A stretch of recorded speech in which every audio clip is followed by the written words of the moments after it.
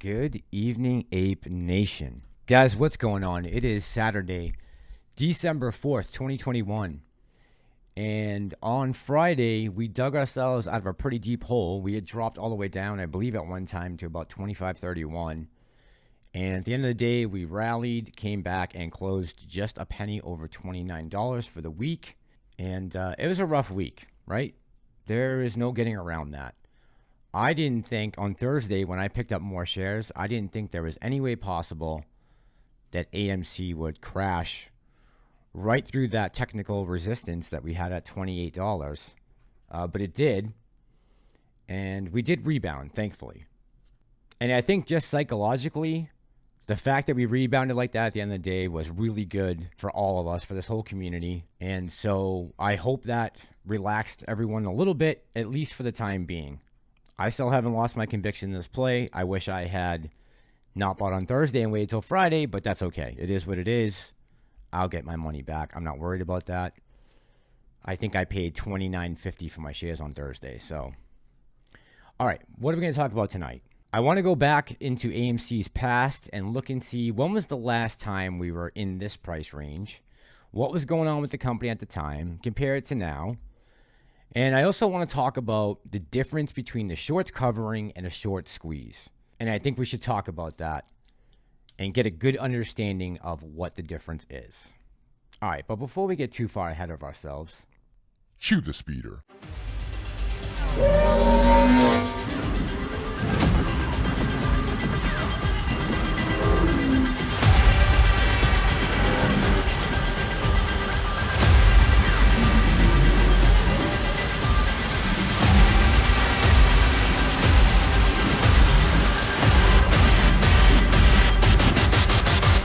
This is the way.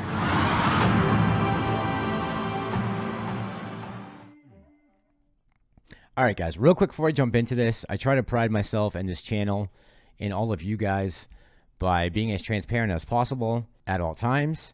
And with that being said, I got some comments from the lunatics saying, man, you must be so glad they took away the dislike button. And I expressed before I even made the loot videos that I think it's babyish that YouTube did that. But for full transparency, I'm going to post up the dislike to like ratios so you guys can still feel like your voice is being heard. And again, guys, I don't have any animosity towards Lou. We just don't see eye to eye on certain things when it comes to this play. We did for a long time, and then he lost me on the way. And I feel like I have a right to voice my opinion. I have a lot invested in this stock. Supposedly, so does he. So it's just a difference of opinion. And I try to answer all of Lou's comments and Lou's people's comments as I do my own guys and gals. By the way, we're up to almost 10% on the female viewership. So ladies, thank you out there for your compassion and the pity that you bestow on this channel. All right, so let's go back down memory lane. Let's take a look. When was the last time AMC was in this price range?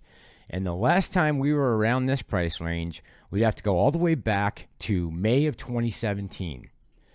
And what was going on in May of 2017 with AMC? This came out on May 8th of 2017, and they are talking about the quarterly announcement.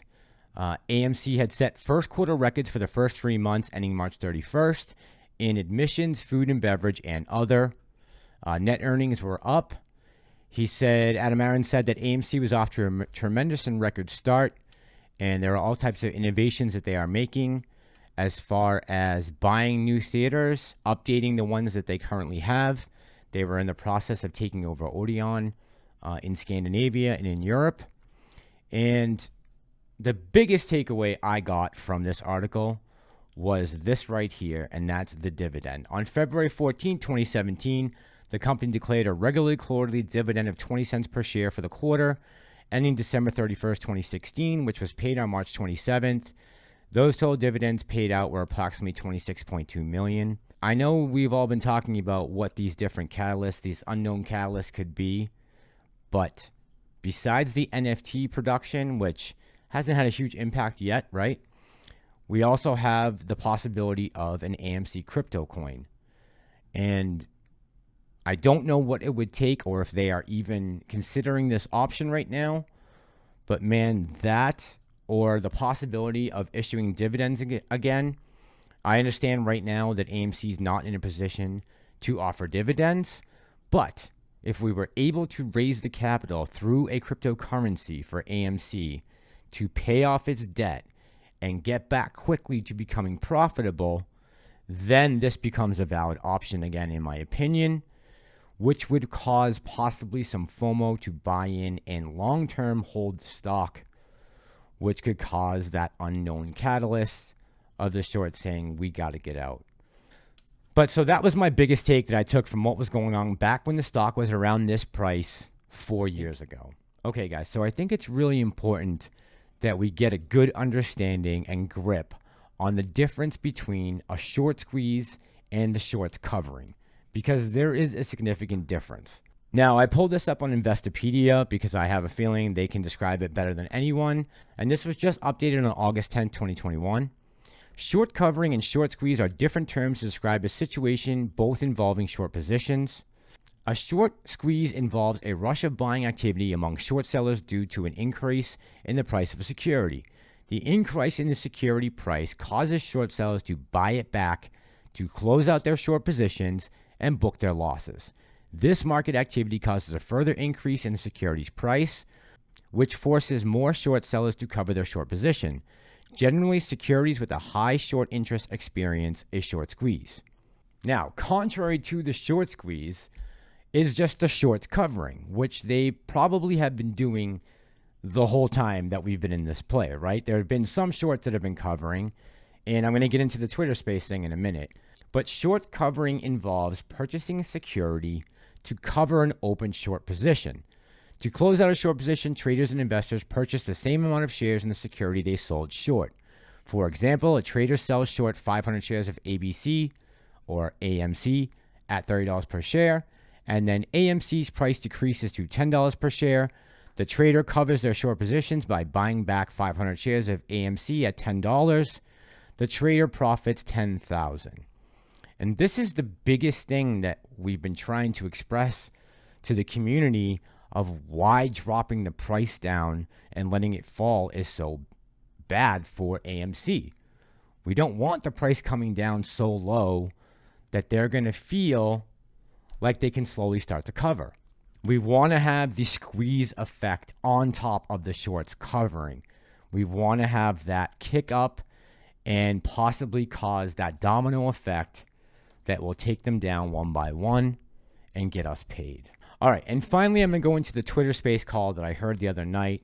You guys alerted me to this short selling Twitter space call that was going on, and I decided to get in because I was curious, why are short sellers going to open up a forum on Twitter space and talk about their reasons for going short on AMC to a bunch of people who are going long and going to try and rebuttal their short position?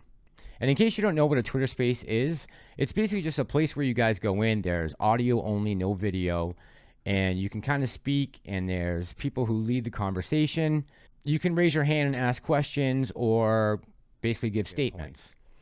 And the main takeaway I took away from that Twitter space, I wasn't in it the whole time, and the one thing that all three of the short sellers in the Twitter space agreed on was if you take away all of the intangibles for AMC and the squeeze play, what are you left with? And that is a stock that is not worth $29.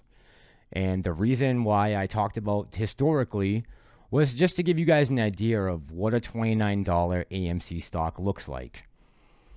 And we saw all the different factors of back then why that stock was worth that money. Now, nowadays with meme stocks, and I know now AMC is trading more with the general market, but it was a meme stock. It started as a meme stock, and it did have different price fluctuation, completely separate from the broader market. It was basically AMC is worth what someone is willing to pay for it or hold it for or to sell it for. And so it is kind of a different market now, but their main point on going short on AMC was if you just stripped away all of the manipulation and corruption that's gone on with the stock for however long it's been going on for, is what are you left with? And that is not a $29 stock. And that was their take on why they're short on AMC. And so I thought it was interesting. It's an interesting thing to think about, and always to hear the other side, and I'm always down to hear the other side. But those all intangibles, as far as we have been able to uncover, are still in play. So as long as they are, as far as I'm concerned, long is the way to go. All right, guys, I'm going to leave it there for tonight. I just want to say a couple things real quick. Whoever's been hitting the like button, thank you guys so much. They've been going up recently, and I know I always forget to say it, but whoever's been remembering to do it, I really appreciate it, because I think they've helped get the videos out more. I've noticed since the likes go up, the videos get out more, and that's been a big help for me.